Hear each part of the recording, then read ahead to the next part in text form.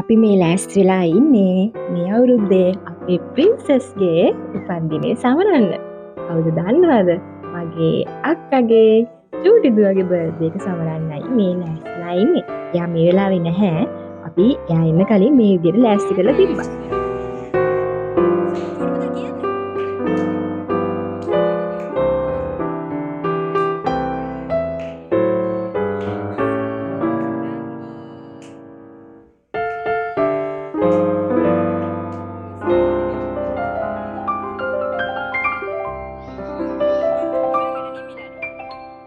මෙයාගේ උපන්දිනේ එන්න කලින් අයියලා දෙන්නගේම උපන්දින තිබුණානේ. ඉතින් අයියලා දෙන්නගේම උපන්දින සමරලා මෙයාගේ උපන්දිනේ දවසේ අයියලා දෙන්නගේ උදව්වත් අරගෙන මෙන්න මේ විදිහට අවුරුදු 5 ලැබුවා. අවුරුදු 5කුත් ගිහිල්ලා අපේ චූටි කෙල්ල ඉපදිලා. ඉතින් මේ විදිහට එයාගේ උපන්දිනේ දවසේ එයා කැමතිම විදිහට ගවුමකුත් එයාගේ ආච්චිට කියලා මහගෙන කේක් එකත් එයා කැමති විදිහට හදාගෙන ලස්සන ස්වීට් බොකේ එකකුත් තියාගෙන අයියලත් එක්ක මේ විදිහට තමයි කේක් කැපුවේ.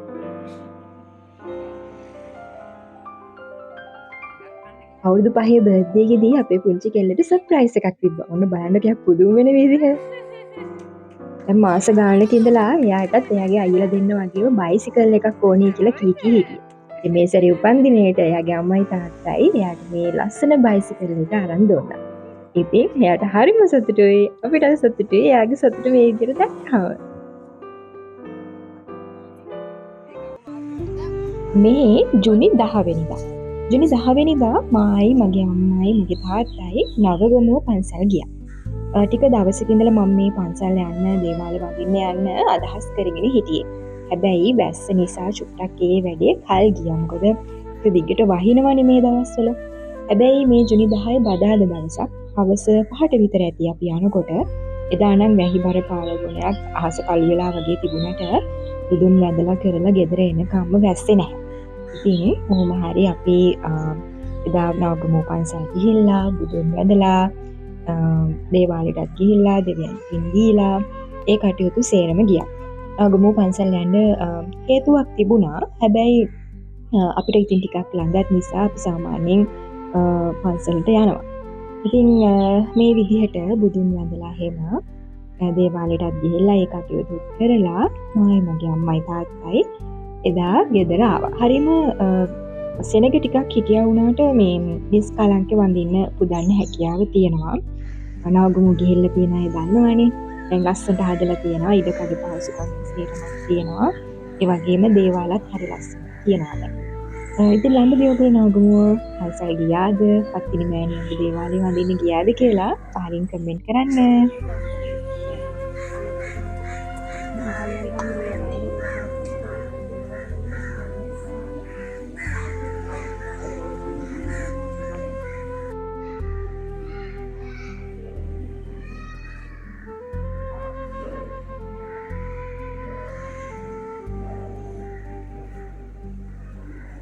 ඉතින් බුදුන් වැඳලා දේවාලෙට ගිහිල්ලා ඇස්සට කලින් අපි ගෙදර ආවා.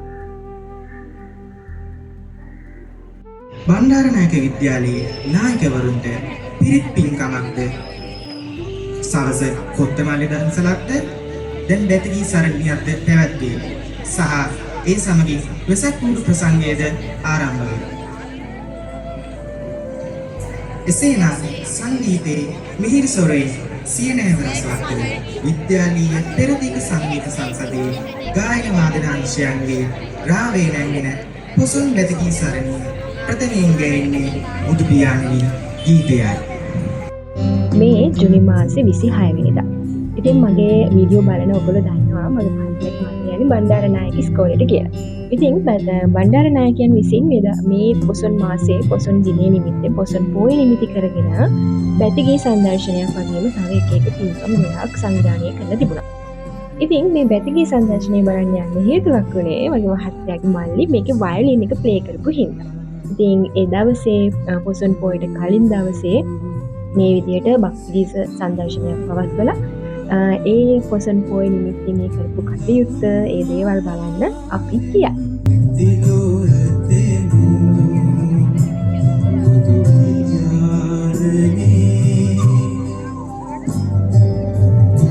Deva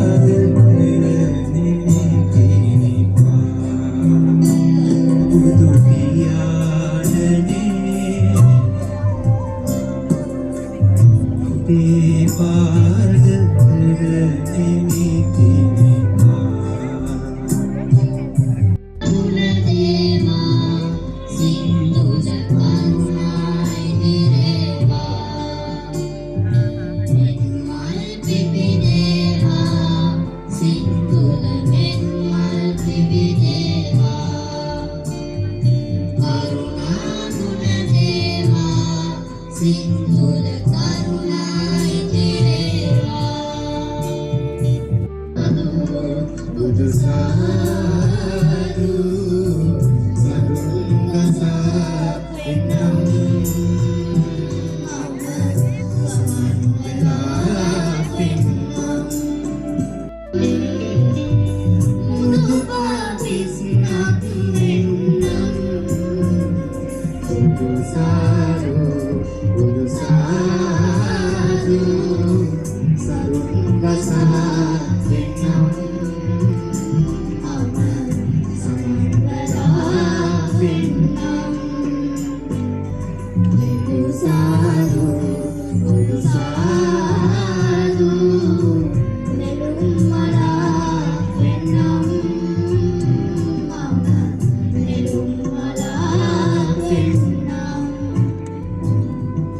ඉතින් හරියම ලස්සන භක්ති ගීත සංදර්ශනයක් තිබ්බා. හරි ලස්සනට ගායනය වාදනය කළා. ඉතින් මේ පොසොන් සතිය වෙනුවෙන් බුදුහාමුදුරුවන්ගේ වගේම අපේ මහින්ද මහරහතන් වහන්සේගේ ඒ ගුණ වර්ණනා කරලා ගායනා කරපු මේ භක්ති ගීත සංදර්ශනය ඇත්තටම හිත නිවන හරිම සුන්දර අත්දැකීමක් වුණා.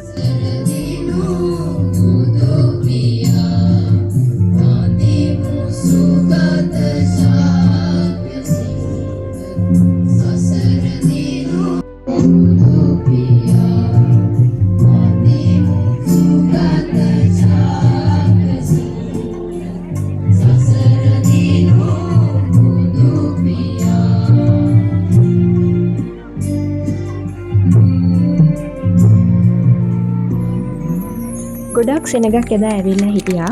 ඉස්කෝලේ ළමයින්ගේ අම්මලා තාත්තලා වගේම ඒක බලන්න ආපු සෙනග ගොඩාක් හිටියා. ඒ වගේම දන්සලකුත් තිබුණු නිසා සෙනග ගොඩක් ඒ වෙලාවේ මේ භක්ති ගීත සංදර්ශනය වගේම කුඩු ගොඩක් බලන්න හිටියා. ඔව් කුඩු වල ලස්සනක් වීඩියෝ එකේ පෙන්නනවා. දිගටම ඉන්න.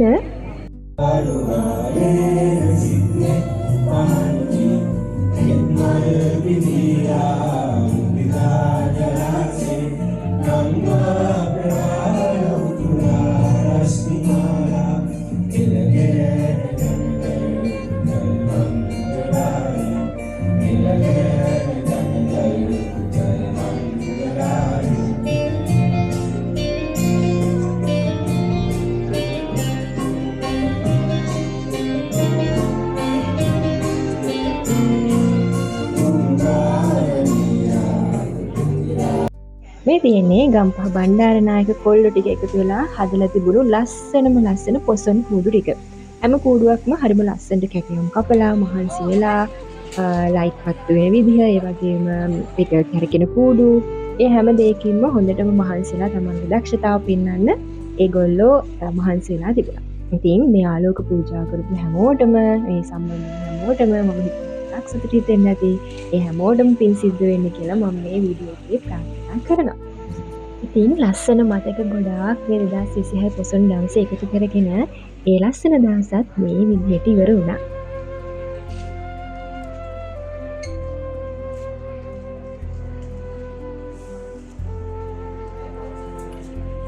මේ 27 වෙනිදා මගේ මහත්තයාගේ අම්මට වෙඩින් එකක් තියෙනවා. ඉතින් ඒකට සාරි බලන්න අපි සාරිට එකට ගිය පොඩි වීඩියෝ එකක් තමයි මම ඔයාලට ගත්තේ. ලස්සන සාරි ලෝකයක් සාරිට එකේ තියෙනවා. මේ ජූනි 29 පොසොන් පෝය දවස. ඉතින් පොසොන් පෝය කියන්නේ හිතට ගතට හරීම සැනසීමක් දැනෙන දවසක් නේ. උදේ ඉඳලා වැස්ස වගේ තිබුණා වුණාට හවස පහන් පත්තු කරන්න, කුඩු පත්තු කරන්න, බකට් පත්තු කරන්න හොඳට පෑවුවා. ඉතින් මේ අපේ ගෙදර බුදුරජාණන් වහන්සේ වෙනුවෙන්, ධර්මය වෙනුවෙන් ආලෝක පූජාව කරපු විදිය තමයි මේ. ගිය සැරේ වෙසක් පෝයට මම කරපු වීඩියෝ එකේ ඔයගොල්ලෝ දකින්න ඇති මගේ තාත්තා හදපු කූඩුව. දැන් පොසොන් එකට ඒක ටිකක් තියුණු වෙච්ච කූඩුවක් විදියට තමයි අපි හැදුවේ.